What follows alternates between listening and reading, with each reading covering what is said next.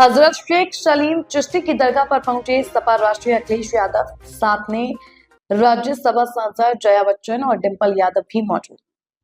हजरत सलीम दरगाह पर चादर चढ़ाने और मन्नत का धागा बांधने के लिए पहुंचे। 2012 में अखिलेश यादव ने बांधा था मन्नत का धागा। अखिलेश यादव का बड़ा बयान, बाबा साहब का संविधान ही हमारी किस्मत की किताब। हजरत शेख सलीम चिश्ती की दरगाह पर चादरपोशी और मन्नत का धागा बांधने के बाद समाजवादी पार्टी के राष्ट्रीय अध्यक्ष पूर्व मुख्यमंत्री एवं सांसद अखिलेश यादव ने बाबा साहब डॉक्टर भीमराव अंबेडकर के संविधान को देश की आधारशिला बताते हुए केंद्र सरकार पर गंभीर आरोप लगाए हैं। अपनी सांसद पत्नी डिंपल यादव और राज्यसभा सांसद जया बच्चन के साथ दरगाह जियारत के बाद स्मारक बादशाही गेट पर मीडिया से बात करते हुए उन्होंने कहा कि बाबा साहब ने जो संविधान दिया, उसी ने हमें जीवन शैली और सम्मान का अधिकार दिया है। पीडीए के लिए बाबा साहब का संविधान किस्मत की किताब है।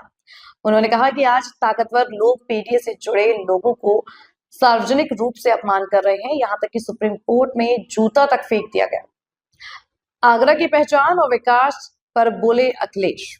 सपा प्रमुख ने कहा कि हजरत शेख सलीम चिश्ती की दरगाह, ताजमहल, आगरा का पेठा, जूता और यहाँ के हुनरमंद लोग विश्व स्तर पर जाने जाते हैं।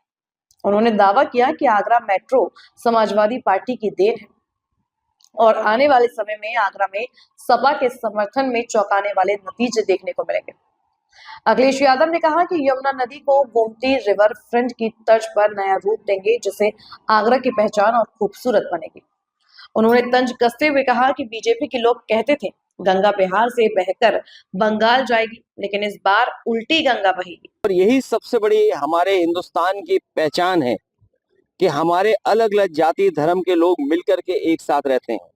और जब मैं देख रहा हूँ कोई विदेश से आया हुआ है जो टूरिस्ट दिखाई दे रहा है, कोई भारत के दूसरे हिस्से से आया है और यहाँ के अपने लोग भी हैं, न केवल एक स्थान है जो सम्मान की तरह देखा जाता है, बल्कि एक हमारे आपके जीवन में खुशहाली लाने का भी है। बहुत सारे लोगों का जीवन यापन यहाँ से चल रहा है।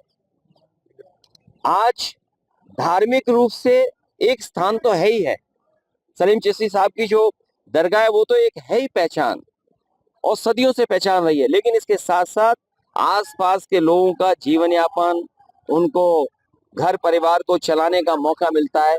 एक स्थान ऐसा बना है जो धार्मिक हिंदुस्तानियत और लोगों को जोड़ने का है, एक दूसरे के साथ आने का है। खुशी है इस बात की आज मुझे मौका मिला। मुद्दा है और आज जहां हम एसआईआर की चर्चा कर रहे हैं, भाई बाबा साहब भीमराव अम्बेडकर जी को भी हम लोग याद करते हैं कि उन्होंने जो संविधान दिया, उस संविधान की वजह से हम हक और सम्मान मिल रहा है। संविधान की किताब पीडीए के लिए किस्मत की किताब है। संविधान की किताब किस्मत की किताब है और वो किस्मत की किताब अगर हमारे बीच न होती तो न जाने क्या क्या हम लोगों का सामना करना पड़ता।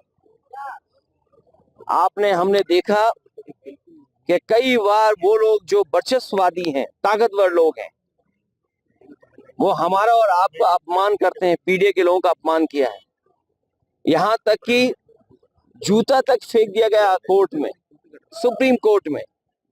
यहाँ तक कि घटनाएं हम लोगों को सुनने को मिलती है कि चेहरे पर न जाने क्या क्या लगा देते हैं और कितना अपमान हम लोगों को सहना पड़ता है। इसलिए संविधान की किताब पीडीए के लोगों की किस्मत की किताब है। ये हक सम्मान के साथ साथ हमें साथ चल करने का मौका देती है। यही है जो हमें आरक्षण देती है। मान लीजिए अगर संविधान नहीं होगा तो आरक्षण नहीं होगा, संविधान कमजोर होगा तो हमारा लोकतंत्र कमजोर होगा।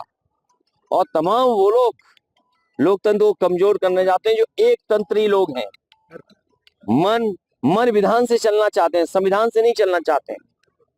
हम सब मिलकर के आज जब एसआईआर की चर्चा हो रही तो हमें अपना बोर्ड बनवाना है। न केवल बोर्ड बनवाना है, बोर्ड कटने से बचाना है, बोर्ड जोड़ना है। और जहां इलेक्शन कमीशन का काम होना चाहिए, ज्यादा से ज्यादा लोगों को वोट देने का अधिकार बने, वोट उनका बन जाए, वहीं हमें देखने को मिलता है कि एसआईआर के बहाने ये वोट काटना चाहते हैं। ये तो पहली बार सुनने को मिला है कि संविधान से बनी हुई संस्था वोट बनवाने से ज्यादा वोट कटवाने की चिंता कर रही है। और मैं तो कहूंगा एक एक नागरिक को जागरूक होकर के वोट बनवाना चाहिए। अगर वोट नहीं बनेगा तो हमारा संविधान कमजोर होगा, लोकतंत्र कमजोर होगा। इसलिए एसआईआर जब हो रहा है तो हमें आपको अपना वोट बनवाना है। इंडिगो की फ्लाइट को लेकर पार्लियामेंट्री मुद्दा उठाना। देखिए, इंडिगो की फ्लाइट से समझ लीजिए, अगर उद्योगपतियों को ताकतवर करोगे तो इसी तरह फेस करना पड़ेगा आपको। 2012 में मुख्यमंत्री उद्योगपतियों को अगर आप ताकतवर करोगे तो वो सरकार की भी नहीं सुनेंगे। इस तरह का अपहरण, इस तरह के जो